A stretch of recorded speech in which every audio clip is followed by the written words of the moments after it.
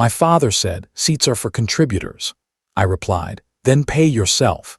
Then I canceled the bar and catering, cut off Autopay and authorized users, compiled receipts into a demand letter, and I just smiled, because the next knock would not be mine, it'd be theirs. My name is Kevin, I'm 36 years old, and for most of my life I've been the family ATM. Not the son who gets a seat at the table, not the brother who gets remembered on holidays, just the account number they dial when rent is short or when someone needs their car payment covered. I learned early that love in my family had a price tag.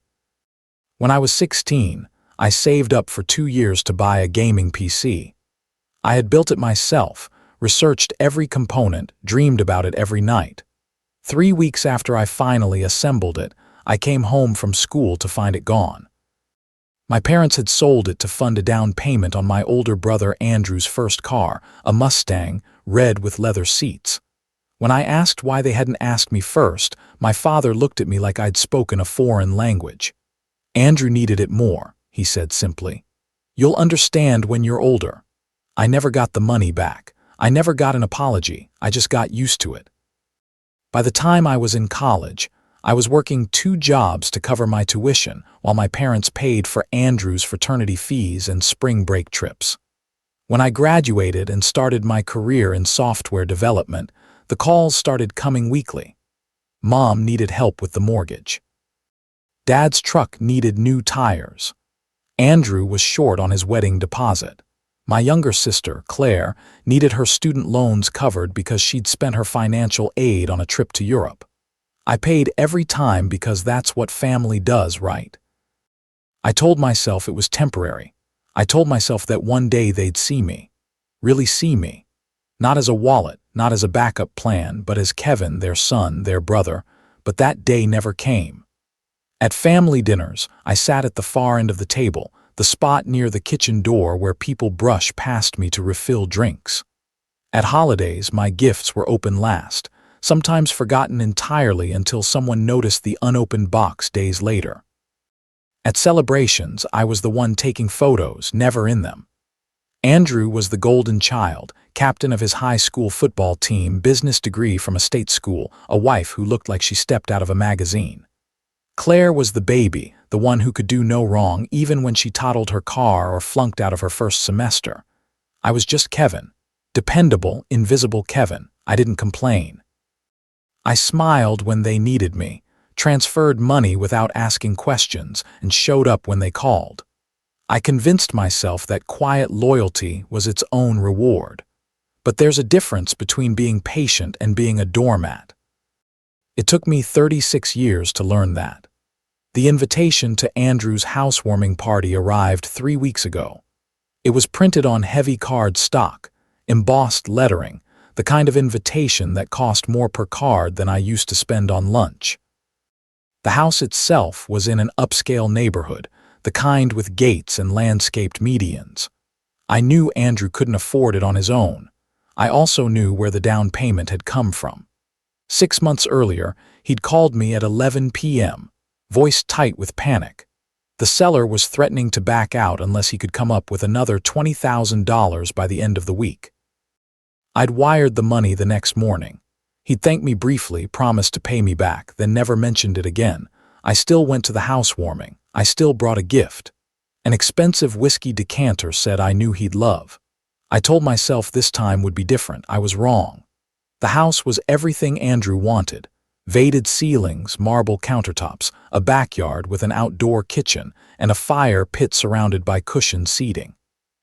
String lights hung between the trees, casting warm glows across clusters of guests holding craft cocktails and small plates. I arrived a little after 7. The driveway was already full.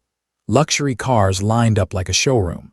I parked on the street and walked up with the gift bag in hand, the tissue paper crinkling softly with each step. Inside the house smelled like catered food and expensive candles. Laughter echoed from the living room. I recognized voices. My parents, Claire, Andrew's wife, Ashley, a handful of his college friends and co-workers I'd met once or twice at previous events where I'd been similarly overlooked. Kevin. My mother's voice cut through the noise. She waved from across the room, a glass of white wine in her hand. "You made it." I smiled and walked over. My father stood beside her, arms crossed, scanning the crowd like he was monitoring a business event. Claire sat on the arm of a leather sofa, scrolling through her phone. "Hey, Mom." I leaned in for a hug. She gave me a quick squeeze, then immediately turned her attention back to Andrew, who was holding court near the fireplace. "Isn't this place incredible?" she gushed. Andrew really outdid himself. I nodded. "It's beautiful." My father glanced at me, eyes cold and assessing. "You bring something." I held up the gift bag. "Whiskey decanter," said. "Crystal," he grunted. "Good, at least you didn't show up empty-handed." Before I could respond, Andrew spotted me. He grinned, the kind of wide, easy smile that came naturally to him, and waved me over. "Danny, come check out the bar setup." I followed him through the crowd, weaving between guests. The outdoor bar was impressive. A full setup with a hired bartender mixing drinks under a pergola wrapped in fairy lights. Bottles of top-shelf liquor lined the counter. Guests clinked glasses, laughing about something I hadn't heard. "Pretty sick, right?" Andrew clapped me on the shoulder. "Ashley's idea. She said, if we're doing a housewarming, we're doing it right." "It's great," I said honestly. "Really great." "Glad you came, man." He squeezed my shoulder once, then turned back to his friends, already launching into another story. I stood there for a moment, holding the gift bag, feeling the familiar ache of being adjacent to my own family. Not quite inside the circle, but close enough to see it clearly. That's when my father's voice boomed across the patio. "Kevin, stand over there. These seats are for people who actually contribute." The conversations around me stuttered. A few guests turned confused. My father gestured toward an empty spot near the edge of the patio, away from the seating area where my mother, Claire, and several guests sat comfortably. My mother laughed, the sound sharp and dismissive. "He's fine. He's used to standing." Claire didn't even look up from her phone. "Maybe he can help serve drinks." The words landed like stones. I felt the heat rise in my face, not from anger but from the familiar shame of being erased in front of strangers.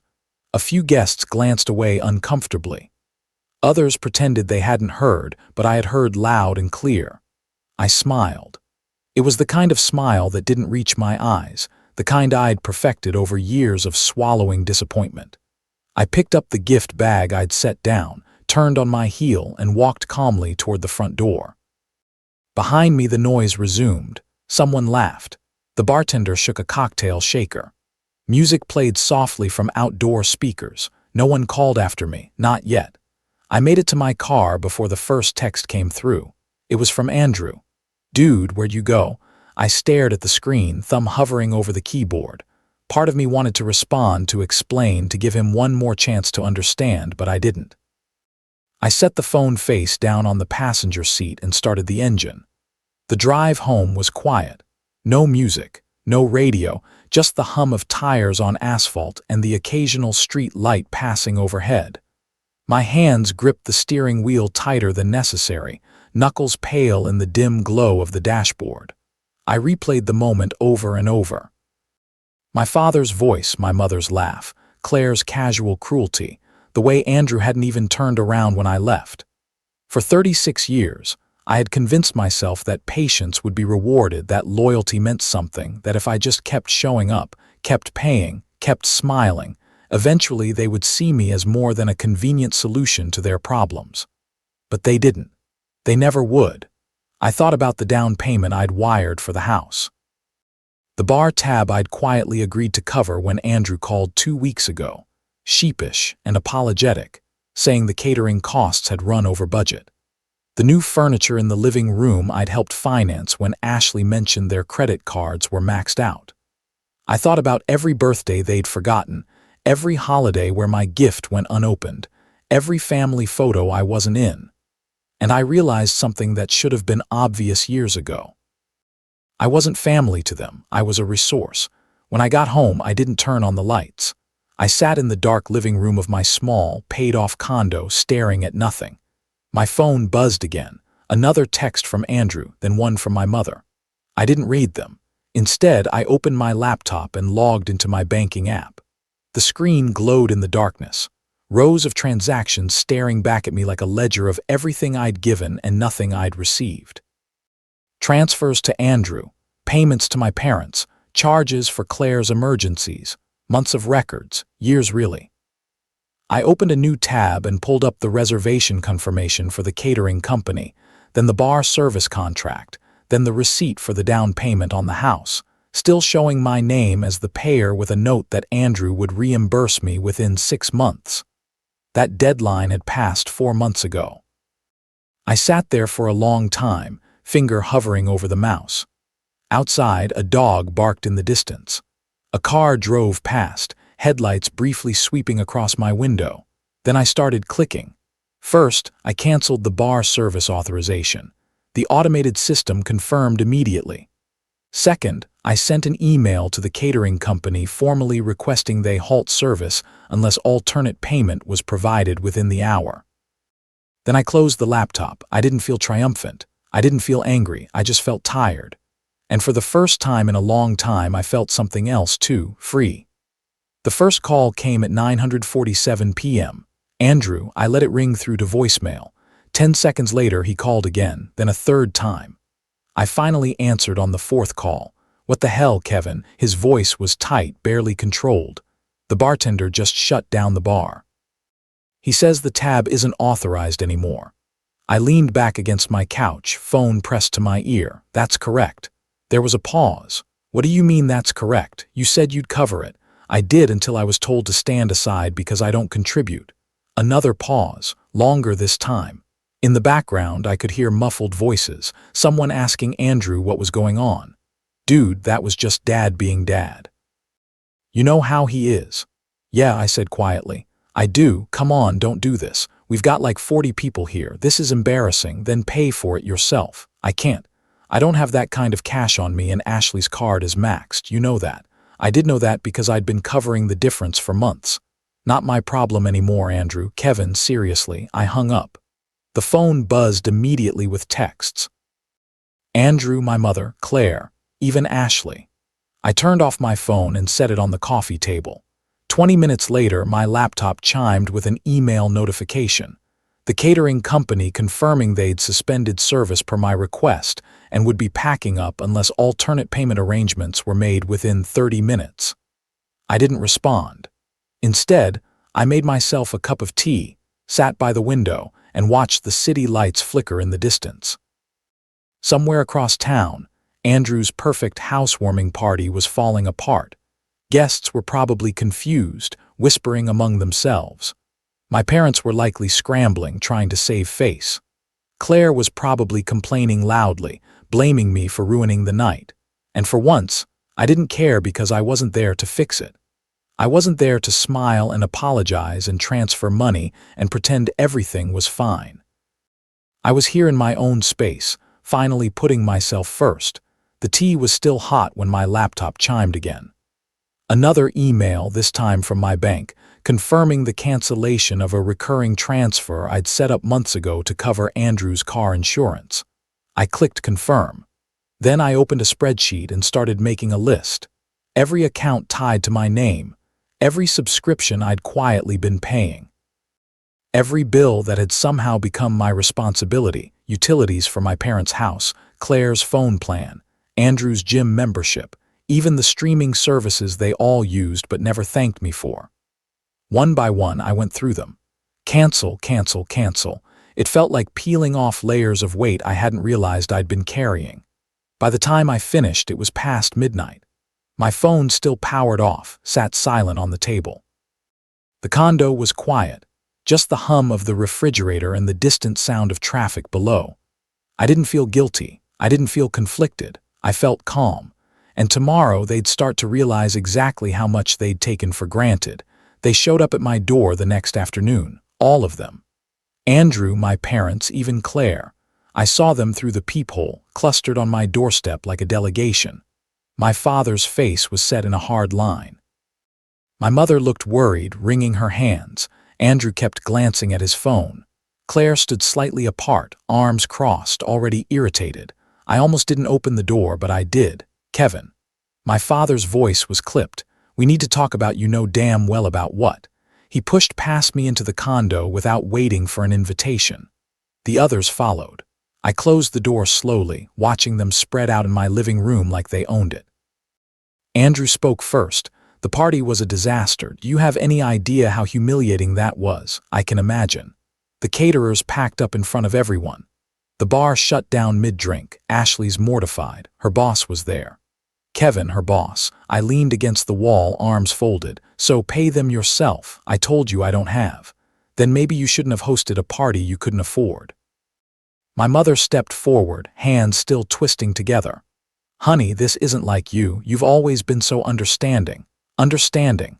I repeated the word slowly, tasting it. Or convenient. She blinked, confused. What? I've been convenient, Mom, not understanding. There's a difference. Don't talk to your mother like that. My father's voice rose, sharp and authoritative. You embarrassed this family last night. I embarrassed you. I laughed, a short, bitter sound. Dad, you told me to stand aside because I don't contribute in front of 40 people. That was just a joke. It didn't sound like a joke. You're being oversensitive and you're being predictable. The room went silent. Claire glanced between us, uncomfortable for the first time. Andrew tried a different approach, his voice softening. Look, Danny, I get it. Dad was out of line. But you didn't have to pull the plug on everything. We're family, are we? I met his eyes. When's the last time any of you asked me how I was doing? When's the last time you remembered my birthday without me reminding you? When's the last time you paid me back for anything? No one answered. I've been your ATM for 20 years. I covered your down payment, Andrew, $20,000. You promised to pay me back in 6 months. That was 10 months ago. I'm working on it. No, you're not. You bought a boat last month. His face flushed. That was different. How? It was a good deal. And then you had money for a boat but not to pay back your brother. Kevin, you're twisting things. My mother interjected. We've always appreciated you. Really? Name one time you said thank you. She opened her mouth, then closed it. That's what I thought. My father stepped forward, jaw tight. Enough. You're going to fix this. You're going to call those vendors back. You're going to authorize those payments and you're going to stop acting like a child. I looked at him for a long moment. This man who'd raised me, who taught me to ride a bike and helped me with homework and told me he was proud of me exactly twice in my entire life. And I said the word I should have said years ago. No. His eyes widened. Excuse me. No, I'm not fixing anything. I'm not authorizing anything, and I'm definitely not pretending this is normal anymore. If you don't, what? You'll disown me. I smiled coldly. Go ahead. It'll save me the trouble of doing it first. The silence that followed was deafening. Andrew looked like I'd slapped him. My mother's eyes filled with tears. Claire stared at her phone, clearly wishing she were anywhere else. My father's face turned red. You ungrateful, get out. What? Get out of my home now. For a moment I thought he might argue, but something in my expression stopped him. One by one they filed toward the door. Andrew paused, mouth opening like he wanted to say something, then thought better of it. I closed the door behind them and locked it. Then I leaned against it, heart pounding, hands shaking, and I smiled. For the next 3 days I didn't hear from them. No calls, no texts, no surprise visits. I used the silence to get organized. I started with my email archives, searching keywords, loans, transfer, payment, help, emergency.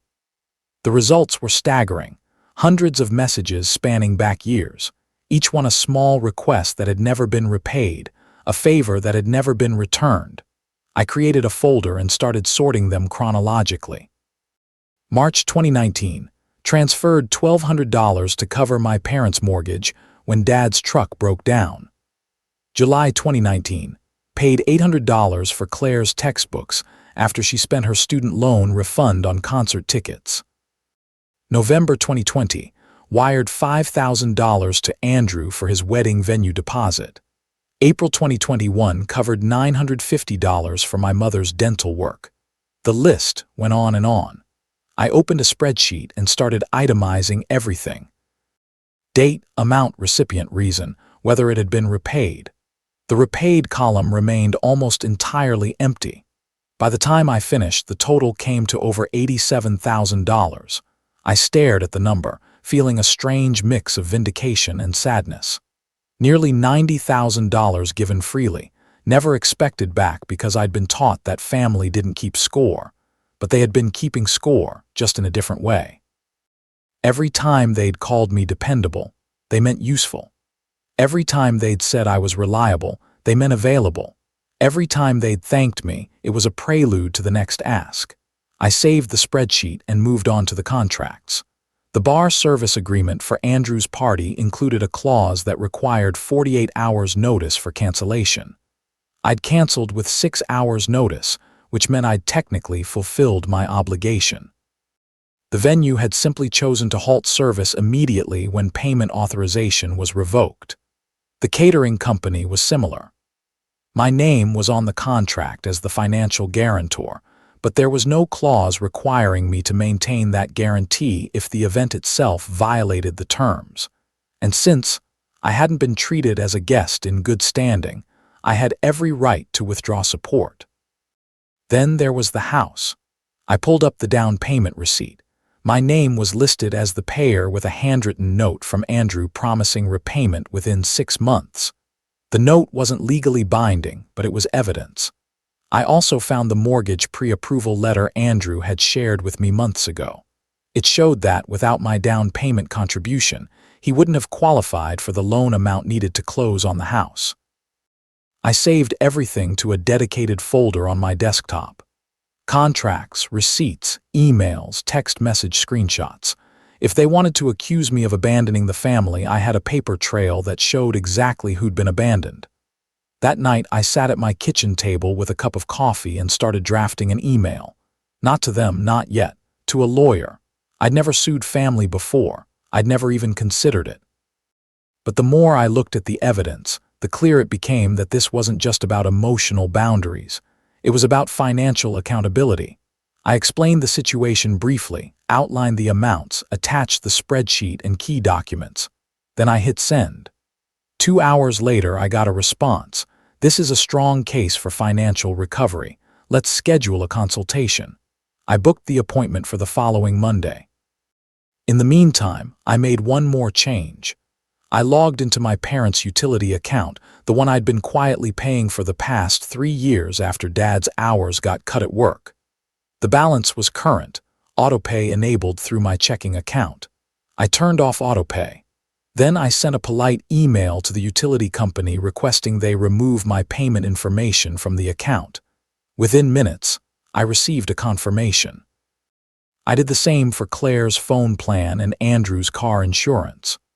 One by one, I severed the financial threads that had kept me tethered to their emergencies. By the time I finished, it was past midnight. I poured myself a glass of whiskey, the expensive kind I usually save for special occasions, and sat by the window. Somewhere out there, my family was probably still angry, still convinced I was the problem. But soon they'd have bigger concerns and I'd have proof that I wasn't the villain in this story. I was just the one who finally stopped playing the victim. The first domino fell on a Thursday morning. Andrew called at 7:00 a.m. I was already awake, coffee in hand, reviewing documents for my lawyer consultation later that day. I almost didn't answer, but curiosity won. Kevin, his voice was strained, panicked. My car insurance lapsed. I took a sip of coffee. Okay, that's all you have to say. What do you want me to say? I got pulled over yesterday. The cop told me I've been driving uninsured for 3 days. I could lose my license. Then you should probably pay your insurance. I thought it was on Autopay. It was through my account. Silence. You canned it. I removed my payment information. Yes, why would you do that? Because it's not my car, Andrew. It never was. But you always exactly. I always did. And now I don't, he sputtered, trying to find words. In the background, I heard Ashley asking what was wrong. This is insane, he finally said. You can't just cut us off like this. Watch me. I hung up. The second domino fell that afternoon. My mother called, voice shaking. The power company sent a notice. They're shutting off our electricity in 48 hours unless we pay the overdue balance. Then pay it, Kevin. We don't have that kind of money right now. That's unfortunate. How can you be so cold? I learned from the best mom. She gasped, genuinely hurt. We're your family. Funny. I didn't feel like family when Dad told me to stand aside at Andrew's party. That was a misunderstanding. No, it wasn't. It was the truth. You've never seen me as family. You've seen me as a solution. That's not fair. You're right, it's not fair, but it's accurate. I hung up before she could respond. The third domino was Claire. She didn't call. She showed up. I opened the door to find her standing there, arms crossed, furious. "You're ruining my life," she said without preamble. "Hello to you too." My phone got shut off. Do you know how embarrassing it is to have your phone cut off in the middle of a work call? Probably as embarrassing as being told to serve drinks at your brother's party. She blinked. "What? That's what you said, Claire. Maybe he can help serve drinks." Her face flushed. I was joking. "Were you?" She looked away uncomfortable. "Look, I'm sorry if your feelings got hurt, but you're taking this way too far." Am I, or am I finally setting boundaries? Boundaries? You call abandoning your family boundaries? I stepped back, gesturing to my condo. "You know what, Claire? Come in. Let me show you something." She hesitated, then followed me inside. I pulled up the spreadsheet on my laptop and turned it toward her. "This is every dollar I've given this family in the last 6 years. $87,000, not loans, not investments, gifts. Because every time I asked for repayment, I was told family doesn't keep score." She stared at the screen, eyes widening. "You see that column? The one that says repaid, notice how empty it is." I didn't realize. "Of course you didn't. None of you did because I made it easy. I never complained, I never said no, I just kept giving. But we're family." "No, Claire, you're people who share my DNA. Family shows up for each other. Family respects each other. You've done neither." She looked at me, something like guilt flickering across her face. "So what now? You're just done with us." "I'm done being used." She left without another word. That evening, the lawyer called. "I've reviewed your documents. You have a solid case for recovering at least 60% of the total, possibly more. And if I don't want to sue, then you document everything, send a formal demand letter, and set hard boundaries. Either way, you're within your rights." I thanked him and hung up. Then I opened my laptop and started typing. Not a demand letter, not a lawsuit, a goodbye to my parents, to Andrew, to Claire. I didn't sugarcoat it. I laid out every hurt, every dismissal, every time they chose inconvenience over respect. I attached the spreadsheet and I ended with a single line. "If you want a relationship with me, it starts with accountability. Until then, consider me unavailable." I hit send to all of them at once. Then I closed the laptop, poured another whiskey, and sat in the quiet of my condo. Outside, the city hummed with life, people coming and going, living their own stories. And for the first time in my life, I felt like I was living mine too. 3 weeks passed. At first, the silence was deafening. I kept expecting a call, a text, a knock on the door, but nothing came. My parents' utilities were shut off. I heard through a mutual cousin that they'd moved in with my aunt temporarily while they sorted out their finances. Andrew's house went into pre-foreclosure. The mortgage company sent notices when he missed 2 consecutive payments. He tried calling twice, both times leaving voicemails that oscillated between apologies and accusations. I deleted them without listening all the way through. Claire's phone stayed disconnected for a week before she apparently scraped together enough to restart service on a cheaper plan. I felt no satisfaction in their struggles, but I felt no guilt either. I'd spent decades lighting myself on fire to keep them warm. Now they were learning what cold felt like. My lawyer sent a formal demand letter on my behalf requesting repayment of documented loans within 90 days. I didn't expect them to pay, but I needed the paper trail, the proof that I'd tried every avenue before. Cutting ties completely. In the meantime, I started living differently. I went to a concert I'd been wanting to see for years, but never attended because someone always needed money. The same weekend, I booked a weekend trip to the mountains, something I dreamed about, but never prioritized because I was too busy being available for other people's emergencies. I started going to therapy, unpacking decades of conditioning that had taught me my worth was measured in dollars and compliance. And slowly, I started to remember who I was before I became the family ATM. One evening, I sat on my balcony with a book and a glass of wine, watching the sunset paint the sky in shades of orange and pink. My phone buzzed. A text from Andrew. "I'm sorry for everything. I didn't realize how much we took from you until it was gone. I don't know if you'll ever forgive us, but I needed you to know that. I stared at the message for a long time. Part of me wanted to respond, to accept the apology, to believe that maybe finally things could change, but I knew better. Apologies without change behavior were just words, and words were cheap. I set the phone down and went back to my book. Maybe one day they'd prove they were serious. Maybe one day they'd show up with repayment plans and genuine respect. But until then, I was done waiting. I was done hoping. I was done being invisible. I had spent 36 years trying to earn a place at their table. Now I was building my own. And I wasn't inviting anyone who couldn't see my worth. The sun dipped below the horizon, and the sky faded to deep purple. Somewhere in the city, my family was probably still struggling, still scrambling, still blaming me for the consequences of their own choices. But I wasn't there to fix it. I was here in my own space, living my own life. And for the first time in as long as I could remember, that was enough.